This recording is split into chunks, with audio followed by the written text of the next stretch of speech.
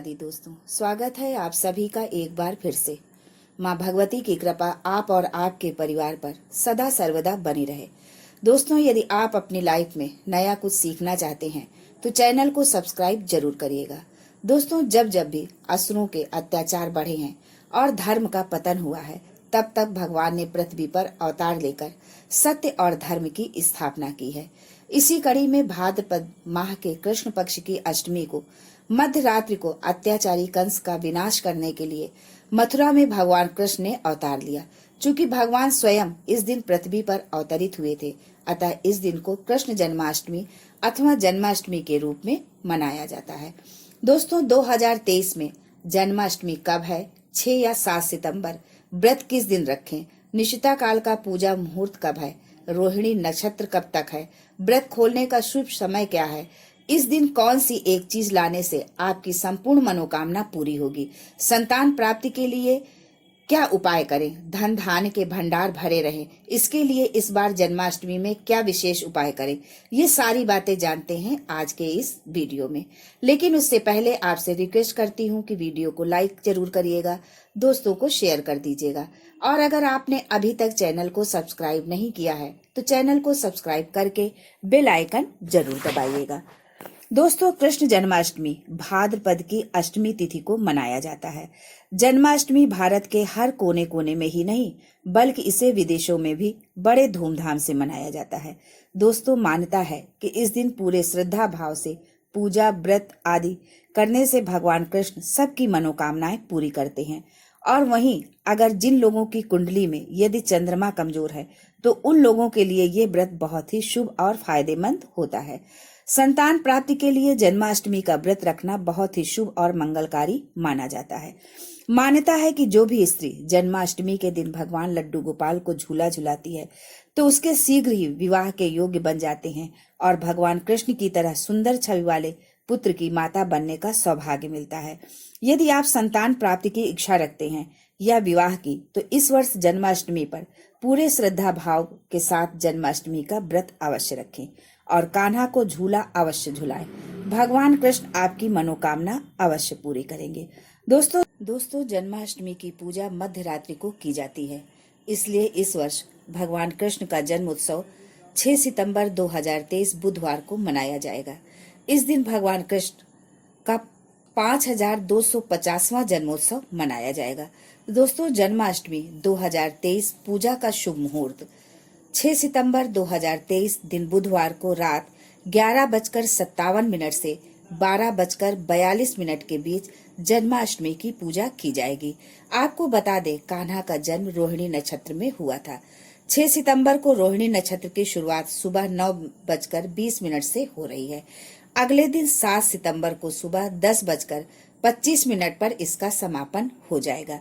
वहीं जन्माष्टमी व्रत का पारण 7 सितंबर को सुबह 6:02 या शाम 4:14 के बाद किया जाएगा।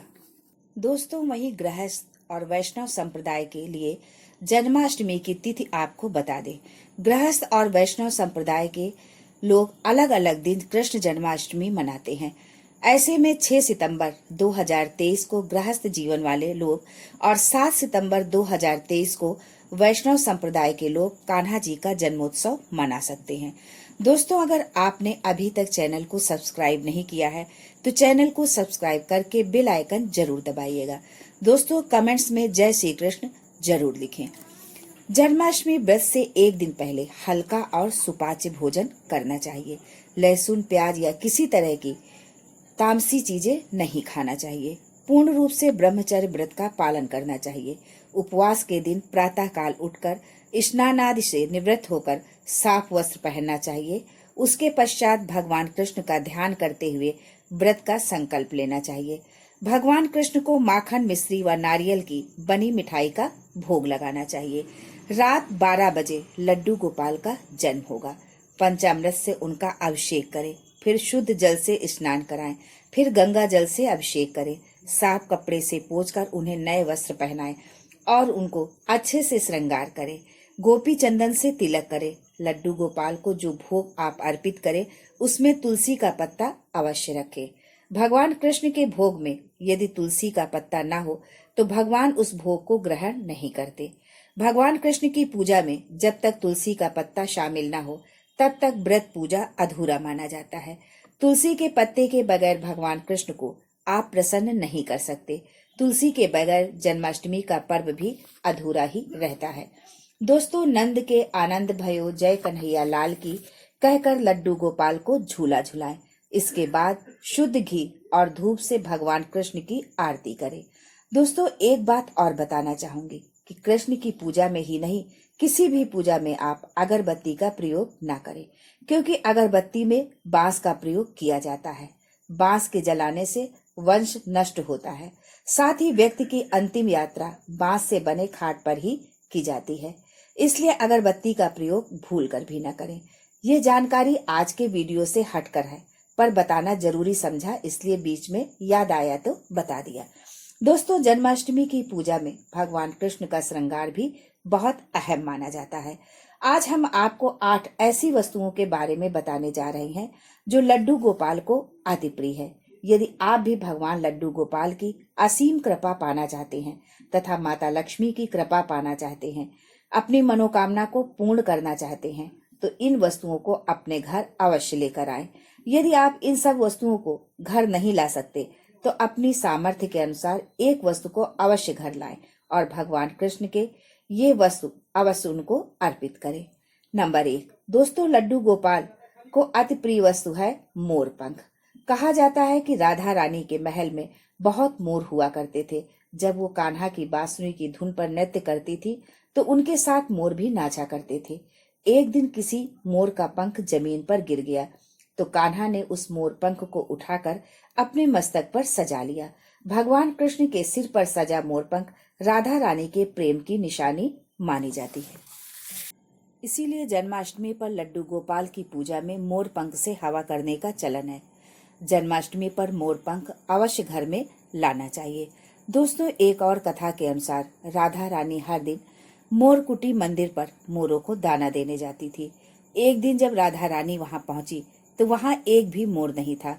ये देखकर राधा जी उदास हो गई तो कान्हा ने राधा को प्रसन्न करने के लिए स्वयं मोर का रूप धारण कर लिया और वहां पहुंच गए।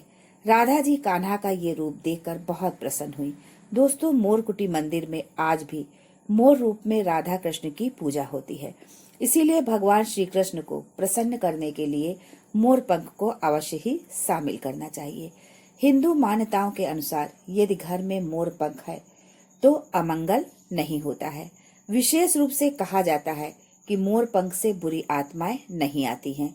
भगवान कृष्ण ने मोर पंख को अपने मुकुट में स्थान देकर उसे सम्मान दिया। वास्तु के अनुसार मोर पंख घर से अनेक प्रकार के वास्तु दोष को दूर करता है, सकारात्मक ऊर्जा को अपनी ओर खींचता है। मोर पंख मोर से अलग होने के बाद भी जीवित रहता है, तभी तो इसका सकारात्मक प्रभाव अपना असर तेजी से करता है। दोस्तों, दूसरी चीज है बांसुरी। भगवान राम की पहचान धनुष है तो लड्डू गोपाल की पहचान है बांसुरी। भगवान कृष्ण की बांसुरी की मधुर ध्वनि सुनकर गोपियां उनकी ओर खींची चली आती थी। भगवान कृष्ण की बंसी प्रेम और आनंद का प्रतीक है। कृष्ण गोपियों के साथ बंसी की धुन पर रास रचाते थे। बंसी की धुन सुनकर गोपियां सुध बुध खो देती थी। कृष्ण के प्रेम में सब कृष्णमय हो जाती थी। जन्माष्टमी के दिन भगवान कृष्ण के श्रृंगार में बांसुरी को अवश्य शामिल करें। गृहस्थी में प्रेम और आनंद बना रहता है यदि आप भगवान कृष्ण के श्रृंगार में बांसुरी शामिल करते हैं। भगवान कृष्ण को बांसुरी अर्पित करने के साथ ही आप अपने घर में बांसुरी को अवश्य ही लाएं। यदि घर में कहीं वास्तु दोष है तो वहां बांसुरी लगाने से वास्तु दोष दूर हो जाता है। लेकिन ये जरूर ध्यान रखें कि बांसुरी कभी सीधी नहीं लगाना चाहिए। बांसुरी हमेशा तिरछा लगाने से ही लाभ मिलता है। साथ ही बांसुरी का मुख हमेशा नीचे रहना चाहिए। यदि दाम्पत्य जीवन में कलहपूर्ण वातावरण रहता हो तो सिरहाने पर बांसुरी रखकर सोने से बहुत अधिक लाभ मिलता है। दोस्तों, तीसरी चीज है मोर मुकुट। ज्योतिषी गणना के अनुसार ऐसा माना जाता है कि भगवान कृष्ण की कुंडली में काल सर्प योग था, इसीलिए वो सदैव अपने मुकुट पर मोर पंख धारण करते थे। मोर और सर्प में भीषण शत्रुता होती है, इसीलिए मोर मुकुट धारण करने से काल सर्प दोष कम होता था। यदि आप भगवान कृष्ण की पूजा में मोर मुकुट उन्हें पहनाते हैं तो काल सर्प दोष समाप्त हो जाता है। दोस्तों चौथी चीज है माखन मिश्री। नंद के गोपाल को माखन अति प्रिय है। कहते हैं कि जिस रात कृष्ण का जन्म हुआ था उस रात गोपियों ने स्वप्न में देखा था कि लड्डू गोपाल माखन मांग रहे हैं। कान्हा को माखन इतना प्रिय था कि वो बचपन में गोपियों की मटकियों से माखन चुराकर वह मटकियां तोड़कर माखन खा लिया करते थे, जिसकी वजह से इन्हें माखन चोर भी कहा जाता है। दोस्तों कान्हा के भोग में माखन मिश्री को अवश्य शामिल करना चाहिए। माखन मिश्री का भोग लगाने से आरोग्य की प्राप्ति होती है।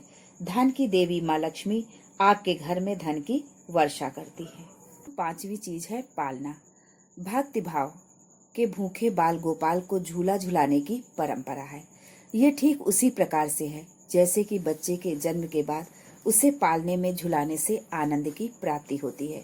उसी प्रकार भक्तजन अपने प्रभु के बाल स्वरूप को पालने में झुलाकर परम सुख की अनुभूति करते हैं।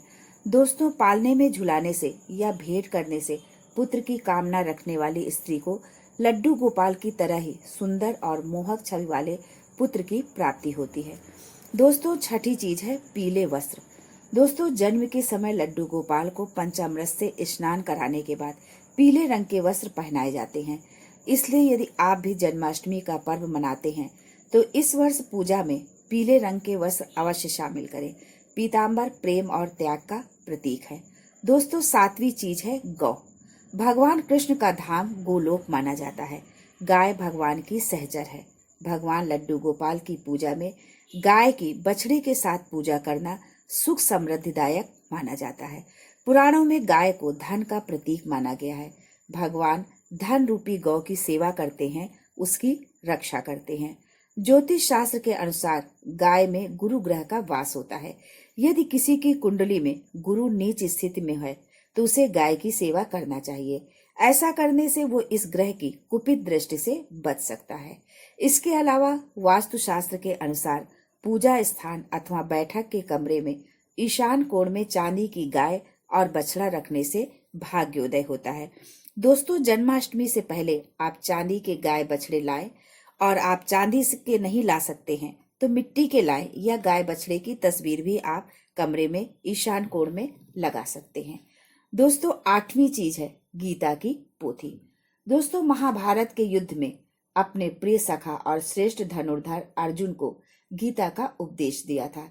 गीता मोह पाश से छुटकारा देने वाली है। गीता पढ़ने या सुनने वाला इस संसार के सुख भोग कर बैकुंठ धाम में निवास करता है।